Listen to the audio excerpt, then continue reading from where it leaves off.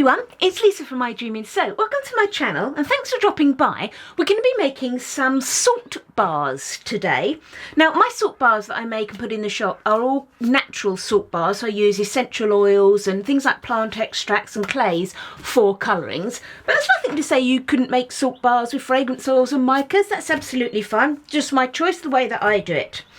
Now because I'm using essential oils in my soaps and I'm using clays, one of the things I like to do is get my essential oils. Now this is an essential oil blend of Litsi Cubeba, or Mei Chang you might know it as, lemon and lime, and I've got some French green clay and some yellow clay. So let's get that mixed with the oil.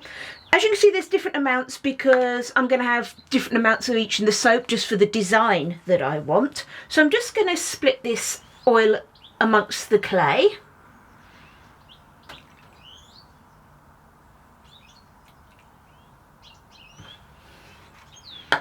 Now, it may look slightly weird, but I'm actually putting a lot more of this essential oil into the yellow clay than into the green clay, and that's just because the yellow part of my soap is actually going to be a larger amount, and I'm going to add another yellow colouring in, so it's just a little extra. Essentially it's just what I wanted to do is have clay all the way through the soap, and as I was mainly using green clay, I didn't want green clay in my yellow parts, so therefore I've just added a bit of yellow clay. Right, let's just go with a little mix up. Now if you are mixing your essential oils with your clay, or even just measuring your essential oils out ahead of time, make sure that you're careful of the type of little pots that you put them into, because what you will find is the essential oils will actually ruin, if you use some like cheap little pots, you know, like those little sauce pots or whatever, the essential oil will start to eat through those. So make sure you're happy with the pots that you're using. Okay, so I'm just going to leave those to the side until I'm ready for them. And let's get on to making our lye solution now. I said a minute ago that I was going to do another yellow colouring, and what I'm going to use is calendula petals, or they're basically marigold in the UK. So the easiest way I find to infuse calendula, and the way you get the quickest colour from it, is to actually infuse it in your lye water. You can sort of make like a calendula tea. Now obviously if you're making it in your lye water, you're not actually going to be drinking it like tea, but sort of boiling water will get the colour out of these quicker than trying to infuse it in an oil. So I do tend to just add them to my lye solution. Now what I always find with, well, or what you will find, is anytime you're adding a botanical to something, you are going to lose some of the solution. And I have known people who've wondered why their soap hasn't set up very well, or it's got a really huge super fat and feels greasy. And that can often be the case that when they've actually put a botanical into something, then they didn't get as much of the product off as possible. Now on the lye, if you're doing it in your lye, it's not the end of the world because you will have a larger super fat. But imagine if you were infusing calendula into some oils, and let's imagine you'd weighed your oils out for your recipe, you infused your calendula into it and then poured your oils off. You wouldn't have enough oil for your recipe. So you do need to make sure you weigh out the finished product. Whew, long story short with that, what I'm just trying to say is that when I make my lye solution up, when I'm using an infusion of calendula or whatever, is I make more than I actually need, not a lot more, and then I pour off and weigh the total amount of lye solution that I need. So let's just add my calendula petals.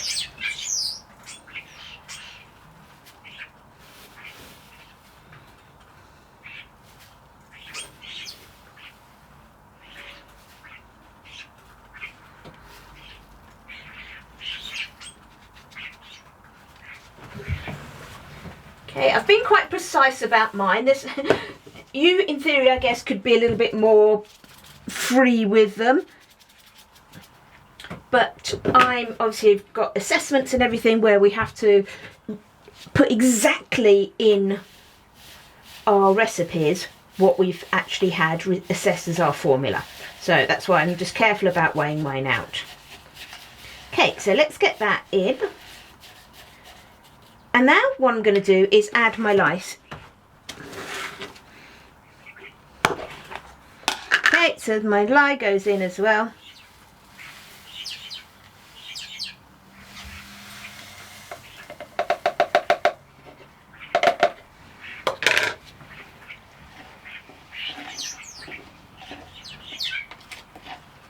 Okay, so just as normal, just to make sure that you've got that all down. And the lye will dissolve as normal.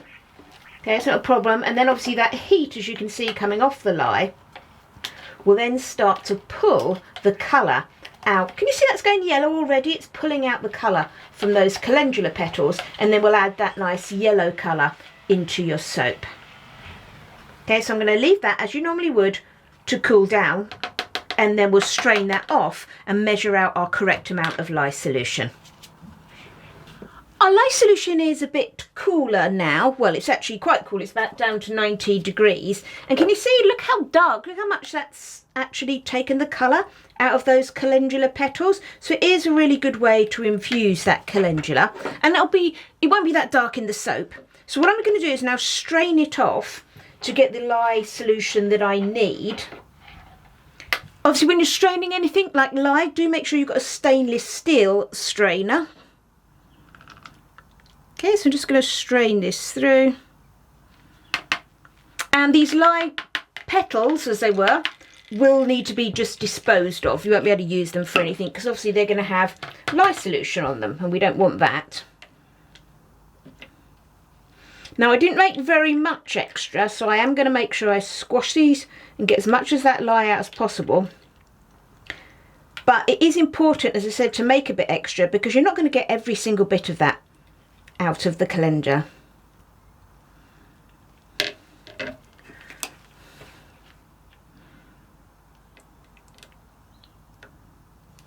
Now you could do this with, as I'm doing it with a strainer, you could do it through some muslin or something. That would work as well. Really just whatever you've got handy. Okay, so I've strained all of that out and I've just got left this like really really thick dried out bit of calendula left. And then I'm just going to reweigh this and pour off any little bit, because I may have a little bit extra. Remember, I made extra to start with, so obviously need to make sure I've got the correct amount of lye solution here. So I'll just go in and adjust that, and then we'll get ready to make the soap. Let's get this mixed up then. So these are my oils, mainly coconut oil, but I do have some other oils in there as well.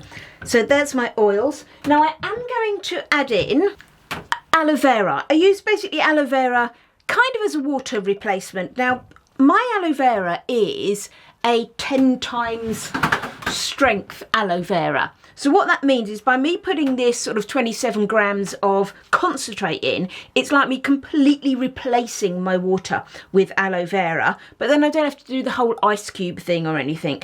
So I'm just going to pop that in there with my oils. Let's get my lye solution in. Now I am having the whole loaf coloured with this yellow lye solution. Okay, so let's get that blended up.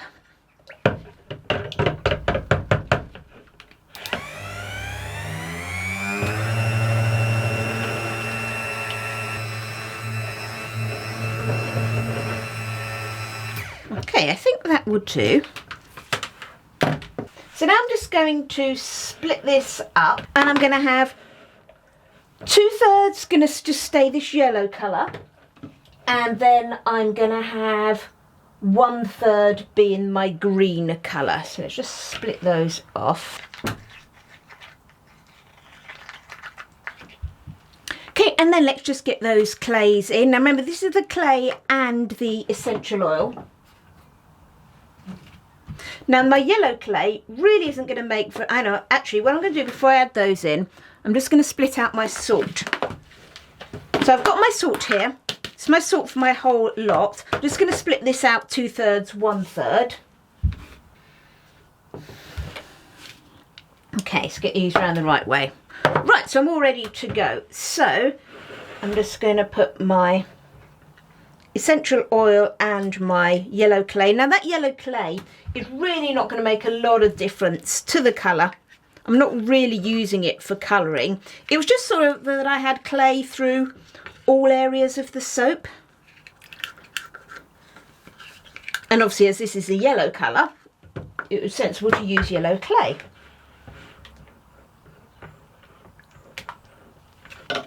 Now what I'm going to do first of all is try and disperse this green a little bit more because it's quite thick.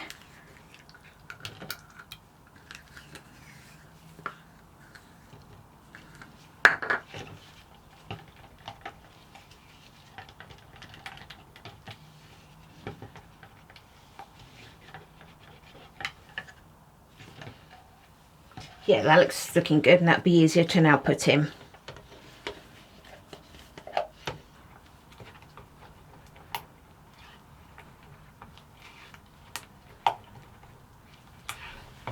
Okay, so let's just get these in now. So here's my salt going in.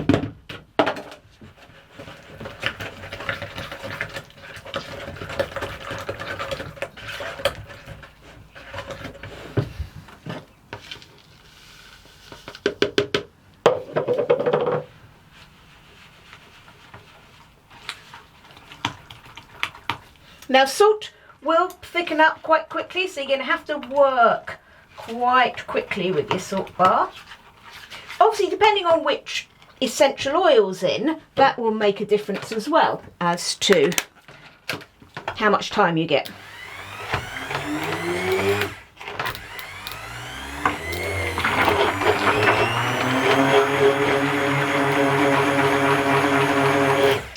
Okay, I'm just giving that a blend just to make sure I've got no lumps and bumps of salt in there.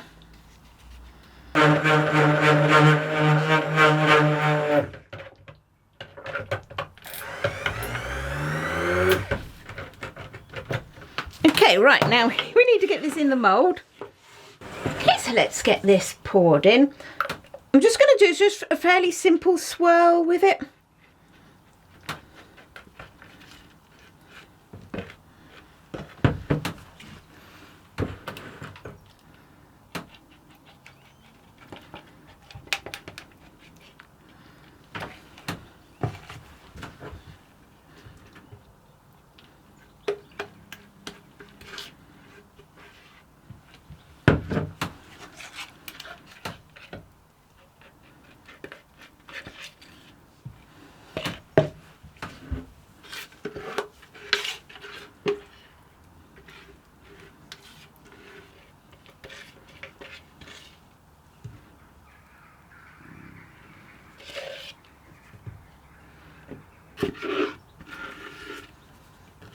Okay, I think that will be fine. Let's get banged down and swirled. Now, because that batter's quite thick, I will actually use something quite thick, so I'm just using the end of this spatula to give this a swirl. Otherwise, you're not going to move any of the colours.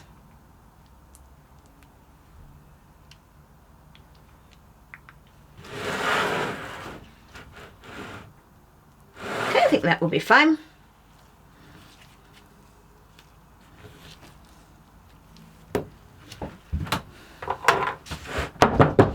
Okay, so I'm just going to finish off by popping this little bit of green sort of more to one side.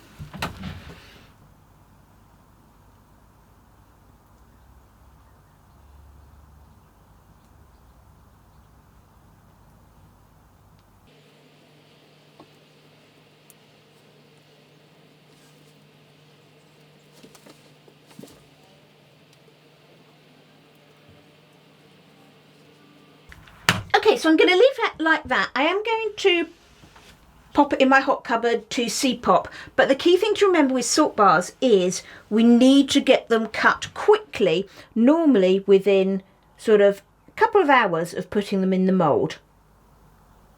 Okay, so this is not something that we're just going to leave like we would with normal cold process soap. Okay, so here's our salt bar, literally a couple of hours later. So let's get it cut.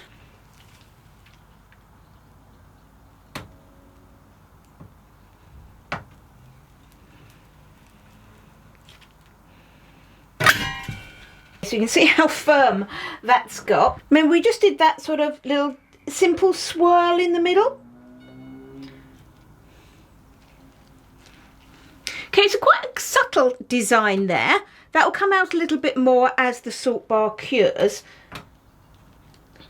Or certainly as it's finished. It's at the moment it's at gel, sort of almost going through a gel, so it's quite dark inside. Quite hot as well. Okay, so just this very simple little design, just bringing in those two colours. A bit more swirly, that one. Now what I always do with my salt bars at this stage is, because they're still hot, is I will keep them together, squash it all back together, and I will cover them up just to keep that heat in. And then I'll just leave them sit like that until the next day, and then the next day I will bevel them and things. And here's a final photo of the soap. I'm not sure if you've ever tried a salt bar before, but if you haven't, they're a great bar of soap to use. People think they dry out the skin, but they don't. They give a wonderful lather as well, and quite a lot of people actually use them as a shaving soap. These are for sale in the shop now, so why not head over to iDream Soap and pick yourself up some bars. We have lots of fragrances, all made with natural plant extracts and essential oils.